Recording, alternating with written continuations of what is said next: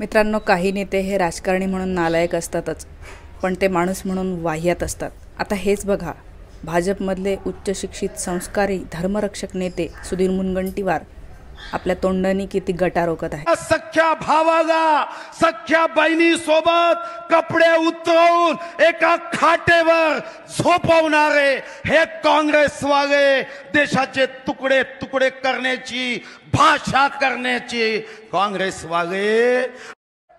अरे एका सख्या भावाला सख्या बहिणी सोबत कपडे उतरवून एका खाटेवर तर हे असं गचाळ भाषण ते जाहीर सभेमध्ये करत आहेत। या सभेमध्ये आपले पंतप्रधान सुद्धा हजर होते, ते काहीही बोललेले नाहीये त्याच्यावर। याच्यावरून इतकंच लक्षात येतं की हे जे भाजपवाले म्हणत असतात की आम्ही धर्मरक्षक आहोत, आम्ही देशभक्त आहोत, तर मुनगंटीवारांच्या या वाक्यातून देशभक्ती दिसत होती। मुनगंटीवारांच्या या वाक्यामधून संस्कृती झळकत होती। मुनगंटीवारांच्या या वाक्यातून ते किती मोठं धर्मरक्षणाचं काम करतात हेही दिसत होतं। आणि भाजप पक्षातले नेते हे किती संस्कारी आहेत हेही मुनगंटीवारांच्या या वाक्यामधून दिसत होतं। आपले पंतप्रधान आणि भाजप नेते जे म्हणत असतात की आम्ही आमच्या आया बहिणींची अब्रूरक्षण करतो, तर ते आया बहिणींच्या अब्रूरक्षण कशा पद्धतीने करतात हेही या वाक्यामधून मला स्पष्टच दिसलं। आपण असं बोलल्याच्या नंतर आपल्याकडून हे चुकून निघालं, माफी मागावी, काहीही वाक्य त्यांनी वापरलेले नाही आहेत, माफीसुद्धा मागितलेली नाही आहे। त्यामुळे हे कळतच आहे की ते जे बोललेले आहेत त्याचा त्यांना अभिमान आहे।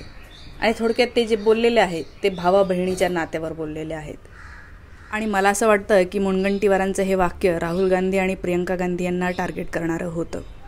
आता खरं म्हणजे आपण सगळेजण बघतो की त्यांचे अनेक फोटो आपल्याला दिसतात जिथे ते एकमेकांना मिठी मारत आहेत, खांद्यावर हात ठेवत आहेत। तर ह्याला मी तर म्हणते की हे प्युअर भावा बहिणीचं प्रेम आहे। आणि बहीण भावांना एकमेकांचा आधार वाटणं, एकमेकांना मिठी मारावीशी वाटणं, एकमेकांच्या खांद्यावर हात ठेवणं, कुरवाळणं, या गोष्टी कधीपासून अश्लील झालेल्या आहेत। भावा बहिणीचं नातं हे पवित्र असतं, हे आपल्या संस्कृतीने पण शिकवलेलं आहे। मला असं वाटतं की मुनगंटीवारांचा या संस्कृतीसंबंधीचा तेवढा अभ्यास नसेल। आणि खरं म्हणजे ज्या लोकांचं मन हे वासनेने भरलेलं असतं त्याच लोकांना फक्त भावा बहिणीच्या नात्यामध्ये असं काहीतरी शरीर, उघडं नागडं शरीर, कपडे काढून वगैरे शब्द वापरावे वाटतात। पण आता हे सिद्धच झालं आहे की भाजपमध्ये येण्यासाठी तोंडाने असं घाणेरडं गटार ओकणं हीच एक पूर्वअट आहे। तुम्ही जितकं जास्त गचाळ बोलाल तितकं तुम्हाला भाजपमध्ये वरचं स्थान मिळतं, असंच इथं दिसतंय। मुनगंटीवार साहेब आपले पंतप्रधान देवेंद्र फडणवीस किंवा अनेक दिग्गज भाजप नेत्यांसमोर हे सगळं बोललेले आहेत आणि त्यांना ह्यापैकी कोणीही काहीही बोललेलं नाही। पण लोक मात्र मुनगंटीवारांना भरपूर बोललेले आहेत। लोक काय म्हणतायत बघूया। तुम्हाला स्क्रीनवर शेजारी कमेंट्स दिसत असतील। एक व्यक्ती म्हणतोय, समोर पराभव दिसत आहे म्हणून डोकं ठिकाणावर नाही आहे यांचं।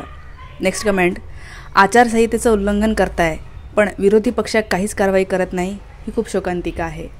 ॲक्च्युली कारवाई केलेली आहे, जालना जिल्ह्यामध्ये त्यांच्यावर पोलीसमध्ये तक्रार दर्ज झालेली आहे। नेक्स्ट कमेंट, भाऊ बहिणीचं पवित्र नात्यावर आरोप करणारे माणसांचं संस्कार काय आहेत ते सगळे दिसून येतं। निषेध निषेध निषेध। खरंय, त्यांच्या वाक्यांचा निषेध करावा तितका कमी आहे। नेक्स्ट कमेंट, यांच्यावर गुन्हा दाखल व्हायला पाहिजे, केलेला आहे। नेक्स्ट कमेंट, जशी शिकवण तसेच विचार, आपण काय बोलतोय याचं भान असायला पाहिजे। सत्तेतला जो काही माज आहे तो यांच्या तोंडातून दिसतो आहे। आणि खरं आहे, ते तुम्ही जितके जास्त अक्रास्ताळेपणा करता, जितके जास्त ओरडून बोलता, तितकं कळतं की तुम्ही आतून फोल आहात। आवाज निघतो नो डाऊट, पण तो किती आतून कळवळ्याने येतोय की फुगवलेला आहे त्यातून येतोय हे पण दिसतं। नेक्स्ट कमेंट पहा, लोकशाही व्यवस्थेमध्ये निवडणुकीत विरोध होतो पण असली भाषा याचं समर्थन कधीच होऊ शकत नाही। अगदी बरोबर आहे। काँग्रेसने भाजपवर, भाजप आणि काँग्रेसवर आरोप नक्कीच करावेत, नो डाऊट, पण ही काय भाषा आहे? भावाने बहिणींनी कपडे काढले वगैरे, ही काय भाषा आहे म्हणजे? नेक्स्ट कमेंट, तर तो इतक्या नीच पातळीचा नालायक असशील असे वाटले नव्हते, एवढ्या घाणेरड्या विचारांचे माणसे बीजेपीत आहेत याचीच आम्हाला शरम वाटते, असं एकजण म्हणतोय। कारण इतके वर्ष आम्ही बीजेपीला मतदान केले आहे, तुमचे हे असले घाणेरडे आणि नीच विचार ऐकून आजपासून बीजेपीला कधीच मतदान करणार नाही। नेक्स्ट कमेंट, अबे सुधर मुनगंटीवार, पागल बिगल झाला का बे? नसल्या गोष्टी कायदे काढतं लाता करणाऱ्या मोदीच्या फोटो जर बॅनरवरून काढला तो कुत्रे विचारत नाही. थोडक्यात तो म्हणतो की तू मोदींचा फोटो घेऊन मिरवतोस म्हणून तुला विचारते कोणतरी. तो जर फोटो काढला तर कुत्रंही विचारणार नाही. आणि अर्थात मुनगंटीवार विदर्भामध्ये हे सगळं चाललेलं आहे, तिथूनच ते उभे राहत आहेत. त्यामुळे विदर्भातल्या भाषेमध्ये एकाने चांगलीच खरडपट्टी काढलेली दिसते. तर काय, मोदीचा फोटो जर बॅनरवरून काढला ना तर तुला कुत्रे विचारत नाही.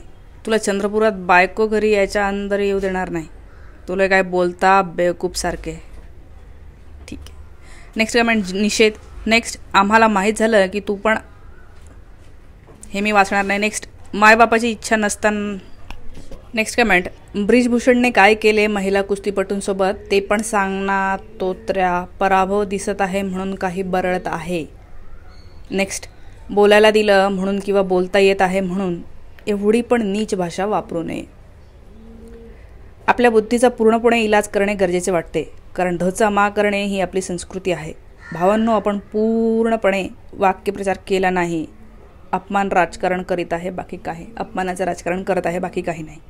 नेक्स्ट, पराभव दिसत असल्यामुळे पिसाळाला आहे असं एक जण म्हणतोय. नेक्स्ट, शिव्या दिलेल्या आहेत. नेक्स्ट, गलिच्छ राजकारण काय खालच्या पातळीवर जाऊन टीका केली आहे. नेक्स्ट, साहेब तुम्हाला अशी भाषा बोलणे शोभत नाही, तुमच्याकडून ही अपेक्षा नव्हती. नेक्स्ट, अरे यांचे तोंड नाही, हे गटार आहे. निषेध निषेध निषेध. खरंच. नेक्स्ट, जाहीर निषेध व्यक्त करण्यात येत असून असे वक्तव्य करणे आपणास सोबत नसून आपण माफी मागावी. माफी मागितली पाहिजे त्यांनी. नेक्स्ट, साहेब ही महाराष्ट्राची संस्कृती नाही. अतिशय चुकीचे विधान. खरंच आहे. एवढे महाराष्ट्राचे दिग्गज नेते या स्टेजवर असताना कोणीही यांना हे सांगितलं नाही की तू काय बोलतो आहेस. नेक्स्ट कमेंट, BJPवाल्यांची हीच संस्कृती आहे का? बहीण भावाच्या या पवित्र बंधनाला तुम्ही काय बोलत आहात? तुमचा पराभवच यातून दिसतो आहे. नेक्स्ट कमेंट, अशा नीच उमेदवाराला घरीच बसवलेले योग्य. बसवणार आहे आणि चंद्रपूरची जनता यांना बसवणार आहे. प्रतिभा धानोरकर ताई निवडून येणार आहे. एकदम महिलांना खालच्या पातळीवर बोलणे अयोग्य म्हणून सुधीर मुनगंटीवार गुन्हा दाखल झाला पाहिजे. निषेध. झालाय गुन्हा दाखल.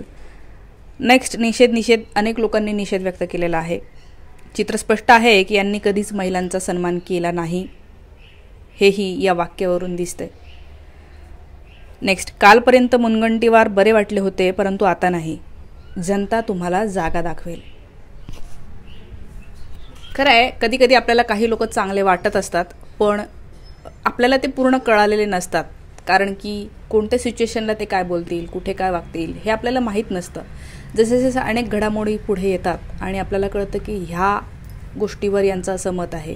जसे की आता मला असं वाटतं की BJP गव्हर्नमेंट आल्याच्यानंतर अनेक लोक उघडे पडले. म्हणजे जे पूर्वी असं वाटायचं की समजदार लोक आहे ते लोकही चुकीच्या धोरणांना, चुकीच्या गोष्टींना जेव्हा समर्थन करताना दिसतात तेव्हा कळतं की अरे नाही, म्हणजे आपण यांना चांगलं समजलो होतो पण ह्यांना कळत नाही कोणाला सपोर्ट केला पाहिजे असं. तर हे होतं.